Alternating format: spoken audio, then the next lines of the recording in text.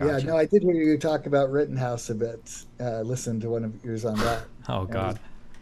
well, I was impressed that you were one of the early ones to say maybe there's more to the story. So Yeah, yeah. That's I'm from Nebraska, so as progressive as I am, I still have that 30 years of self-defense and taking care of your shit background. It's kind of hard to separate myself from. So yeah. well, what was crazy about it was what happened with Rittenhouse was like a week later, you had the guy who ran over everybody with his car. You know, he was black, and then that story just got no legs whatsoever.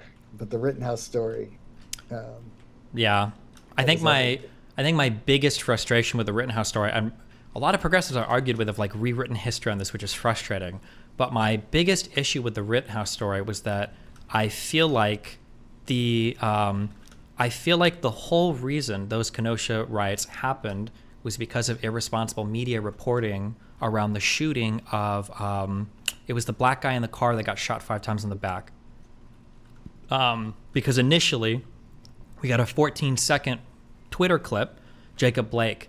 We got a 14-second Twitter clip, and it looked like it was just a poor black dude getting into a car and a cop shooting in the back for no reason. And then those Kenosha riots happened 2 or 3 days in the preceding days, and then the Rittenhouse stuff happened.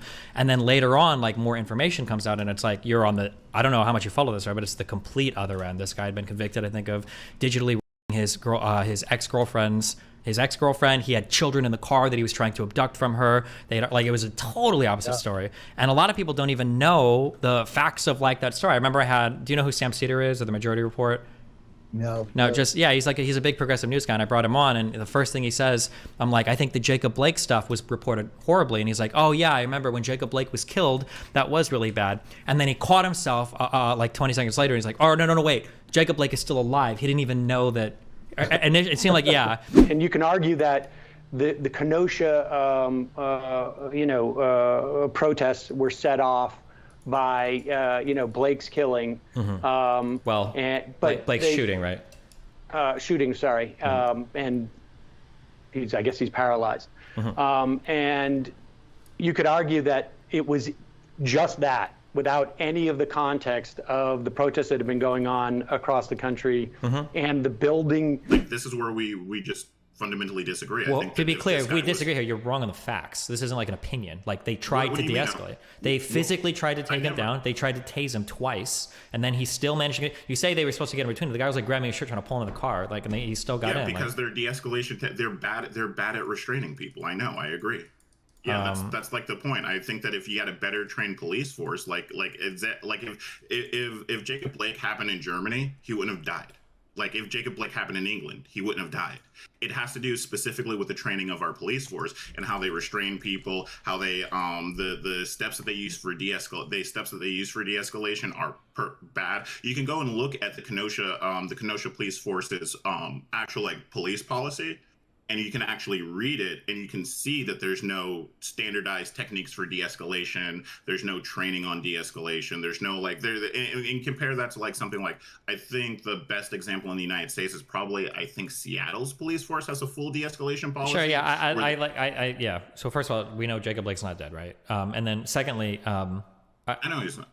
yeah, I don't know how I would game plan. Like, it's not like you can have a guy. Sure, it's not like you can have a guy standing right now. I agree. He was just released like with mental issues. There's video of him earlier in the night. I would like to did you see video of him antagonizing the crowd and being very aggressive people and saying shoot me, shoot me, like, did you see any of that? I saw all of that. I just don't. He had his life taken that day, and he clearly had mental health issues. That's my thing. Like, I feel like when you raise a gun, I saw the prosecution, I saw him speak on both sides. Okay. I feel like when he rose the gun, he could have waited a couple of seconds because he was unarmed. Joseph was unarmed. So I feel like it's justified to pull the gun or the AR-15 and kind of see like, okay, is he going to continue running towards me or not? Because he did not have any lethal weapons on him at that point. That's my only take. Do you That's think? all I'm Hold on. saying. Can I ask one question? Do you think it would change? Would it change your mind if Rosenbaum had gotten close enough to grab his gun? Would that have changed your mind on that?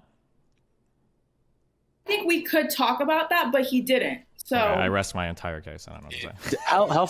How far away do you think he was when he was shot, Rosenbaum?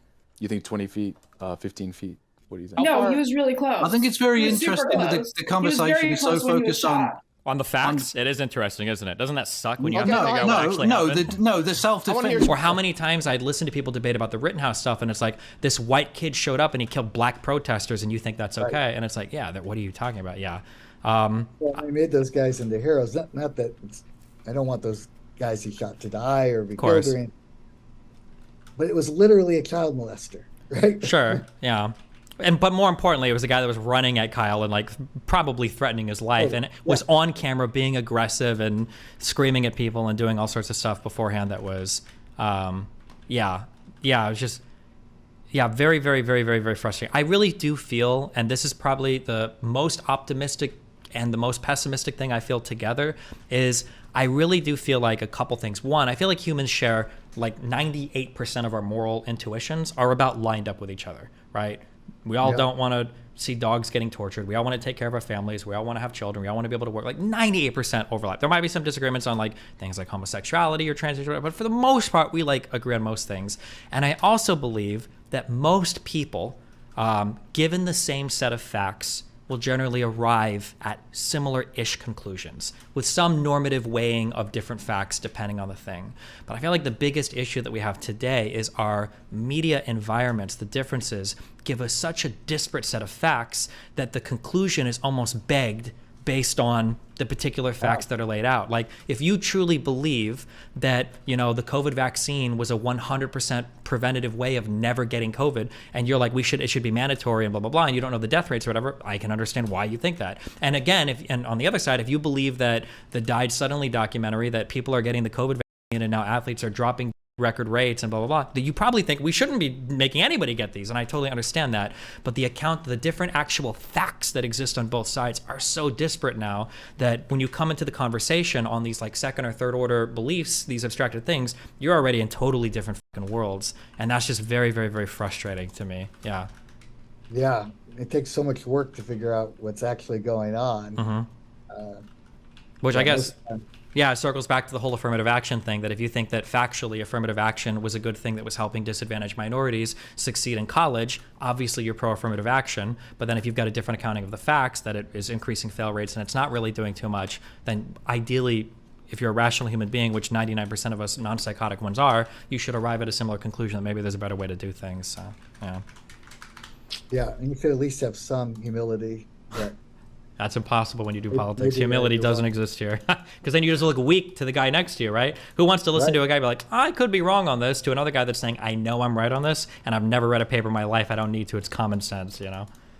All right, well, thanks a lot for the conversation. I super appreciate it. Hopefully we chat again in the future.